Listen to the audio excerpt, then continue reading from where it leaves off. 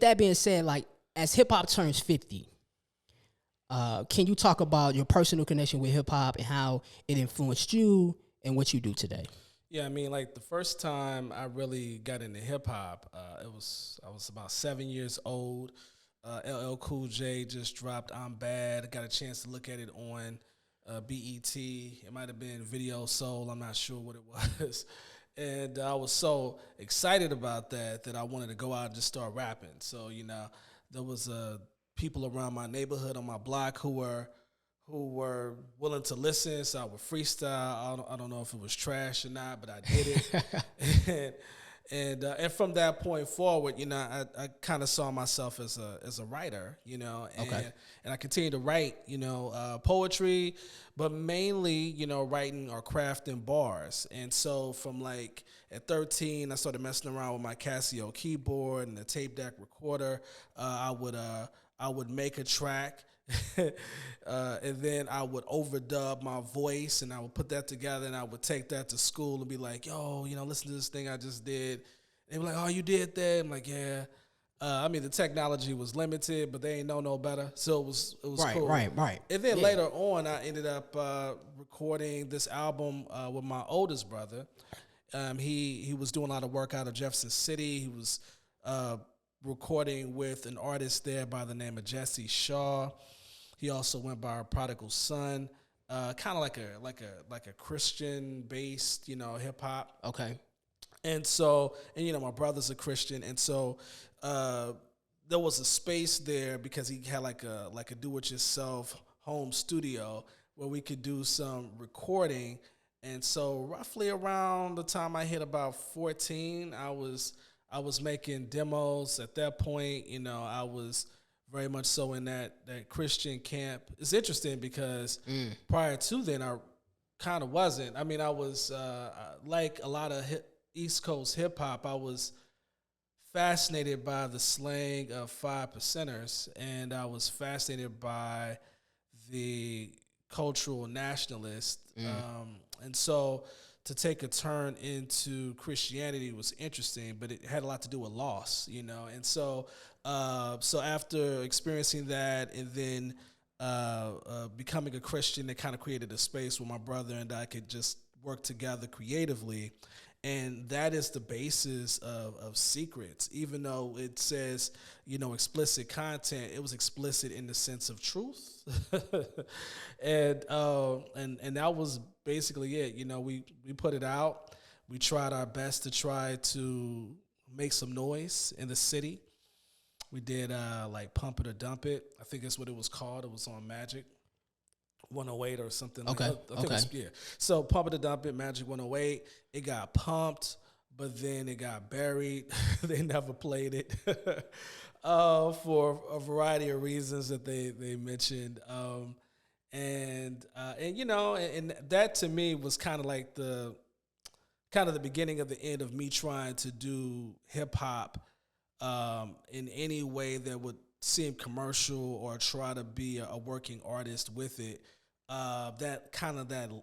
That letdown was, wouldn't say devastating, but it just taught me something, and it would go on, and I would have similar letdowns from there that taught me that the only safe place to platform what I want to do, I might have to build it myself. And so that kind of set me off in a way that I did not know on the trajectory that I'm currently on, which is just making sure I hold space for artists who want to do their thing, and that I keep a platform available for them to do their thing. And hopefully they can use that to launch and to grow their following, their voices, experiment, and things of that nature, but it's a safe space for them. And again, a lot of what I have done professionally over the last 20 years is informed by those early experiences of being let down by the community. Yeah. Wow. So being let down, keep that note.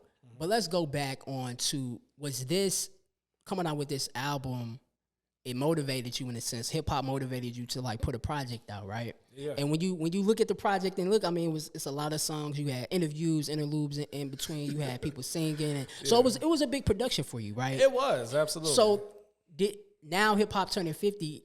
have you in the past been inspired to like put out another album with the knowledge that you have now?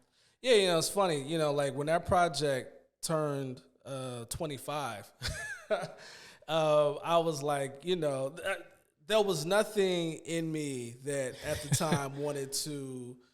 Well, it was a kernel of something in me that wanted to kind of lift it up in some kind of way. But what was ill was that people had already, or somebody had already put this stuff on YouTube. So the Lyrical Ease Project, which was my moniker, what I went by, and this particular project, there'll be tracks on YouTube, and I was like, wow, because I mean, no one ever touched base, and then they had like a fairly okay bio, and I was like, man, this is odd. The other thing I realized because of what I do as a sociology instructor. Sometimes I kind of go down these rabbit holes of research, and I found that there was something that happened. I think my oldest brother sold some CDs somewhere, but then all of a sudden, some of those CDs ended up in Asia, and Wow. Yeah, but then they got the release information wrong.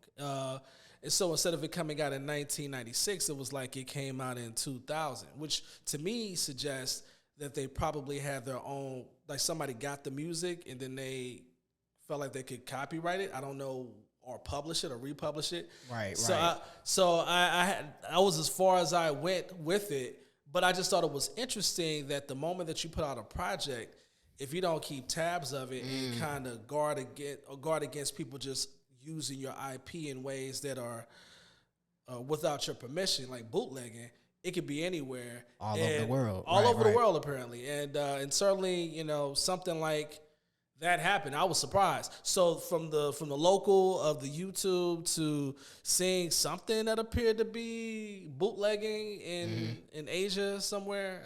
Asia is a pretty big continent, so I don't know, but like it might have been China. But bottom line to it, it ended up somewhere where I couldn't control it, and that I didn't really know what I could do beyond that. But that's the power of it. You put something out there, it goes everywhere. Like water, like air. Yeah. So I want to get your thoughts on hip hop, right? Turning 50, you bring up a good point of you growing up. You had some, you brought up the 5%ers, some of this conscious information. Why do you think, what's your take on conscious hip hop not really being as relevant as it should be in a sense of today's hip hop, and not really having that many conscious artists really hit the scenes and kind of blow up mainstream, and we have the hip hop that we have now. Now, my take is we have a lot of genres in hip hop now, right? Yeah. So when I first really started really getting into hip hop and making mixtape projects, you had Waka Flocka that was out at the time, and I was like, man, what is he really saying? And people like that. The club stuff is hot. Yeah. I do have a different take on Waka now, over the years, but when he came out, I was like, man, this isn't really what I want to hear, but it bang in the club, it's cool, but but fast forward, now we got mumble rap, which is on another level, right? But so what's your take on the genre of like the conscious hip hop artists, those ones speaking truth, speaking knowledge, not really being in the mainstream? I can't speak to it quantitatively, but I don't know if there was really ever enough space for conscious rappers. I mean, they made noise. I think that they had a splash in the industry, but I don't know if they ever moved enough product to protect that voice, commercially. Hip hop has always been about the party, from the first big record that dropped with the Sugar Hill Gang, that was about partying, when rappers would come out in the early 80s and they would just do a riff off of what MCs would do at parties whenever the DJ was on, the bob digga bob, the dang a dang biggie, stuff like that, right? Yeah. That to me, that's no different stylistically than what somebody who can do mumble rap or whatever would do. It's just it's about making the people move and making them feel good, about entertainment, and that's always been, I would say, the biggest part of hip hop. when others came along, such as that classic record, The Message, that injected that social consciousness into the industry in a way that was big because it was videotaped and it was aired on, at least black entertainment television. It made space, and then it kind of created this narrative, right? That kind of conscious lyricism had already and always existed. And perhaps to a degree that's true. If you think about what the Last Poets claim. The Last Poets claim to be the godfathers of hip hop. And I mean, of them, Right. it was one in particular, one of the members in particular, his name escapes me right now, but he was the one who rhymed. And unfortunately, he passed away a few years ago, but he was the rhyming poet of that triad of Umar and Oye Wole and I can't think of that third brother, but the bottom line to it, Jalal. I think that's his name was Jalal. Jalal was the rhymer. Anyways, so you can take them up on that and say, okay, yeah, they were godfathers, but I don't know. You know what I'm saying? Because there's a lot of people who can claim to be godfathers of rap. I mean, when Isaac Hayes was talking on a record, that was rap, when James Brown was talking on a record, that was rap. And then even going all the way back to bebop with Dizzy Gillespie, and what he was able to do on a record that's no different than the kind of the sing-songy rap that we would hear many decades later. I mean, that was all kind of like this prototypical, rap stuff. But to me, I think the conscious MC, the conscious lyricism, always had a harder time of carving out and protecting their space, and that it's always been about the party record. It's always been about making the people move and having a good time, which is interesting. Because, like, if you think about what they say about the Black Panther Party and how they would have to drop these parties just to get people to come through and to listen, well, that's a part of it. I mean, part of how people get free is by dance, by having a good time, being able to kind of lift those burdens off their shoulder, but to drop something that is conscious that might be challenging, I think that's always had a more difficult role to kind of stay in conversation about hip hop. So yeah, and I bring that point up, right, because a lot of times we hear in conversations that this hip hop music, or what we hear now, it gives energy and vibes that we don't need, right? Yeah. It promotes a certain thing, right? Mm-hmm. So it's like, well, why don't we just promote this conscious hip hop, this artist that's giving us good energy, good information, knowledge, things like that, right? Mm-hmm. But it gives a lot of pushback, and a lot of people say, well, mainstream is being they record labels are funding these artists, and they want the artists that can really bring in the dollar, and the conscious information. That information that's this hip hop, lyrical hip hop, the conscious, it's like it won't bring us as many dollars. So yeah, man, it's I think hip hop. I got a poem that I'll be performing at the St. Louis Art Museum October 4th and 5th. And as you heard my hip hop poem, it's really about saying that hip hop comes from generations of music that we produced, right? So it's really not nothing new in a sense, and it's always been here. So 50 years hip hop, that's and we saying another 50 years, right? So it'll be interesting, another 50 years from now, how will hip hop sound? But moving from hip hop into your poetry, talk about your interest in the poetry scene, and if people don't know, being a co-owner of Legacy's Books and Cafe. Yeah. So when I was finishing up high school, a teacher there told me about a little spot called Divinity Cafe. Divinity was located in Jennings, and it was ran by some Hebrew Israelites, one of which was David Nelson, a founding member of the Last Poets, who happened to live in St. Louis at the time. Didn't know about any of those things for real. I just knew about the venue. And that's where I would get to know some people like Floyd Boykin Jr. and the work that he did through Spoken Visions, etc. Okay. I would just get to know a lot of, dope, interesting poets, and they were kind of like my peers at the time. So that journey of, writing my name down at their Wednesday night open mic, and it was called Mudapo, music, dance, poetry. When I would write my name down and then spit some poems and kind of be encouraged to participate, and this is roughly around 97.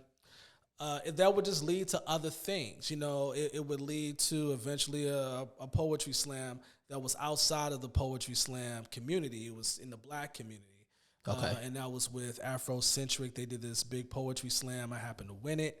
And then that gave me a shot of confidence to start up a poetry night with the good luck of my guy, Maurice, who again was another contemporary poet of mine at the time, and he told me about the spot and what they were looking for, and then I was able to talk to who would eventually become be the guy that I would co-own Legacy with, and that's John Nix.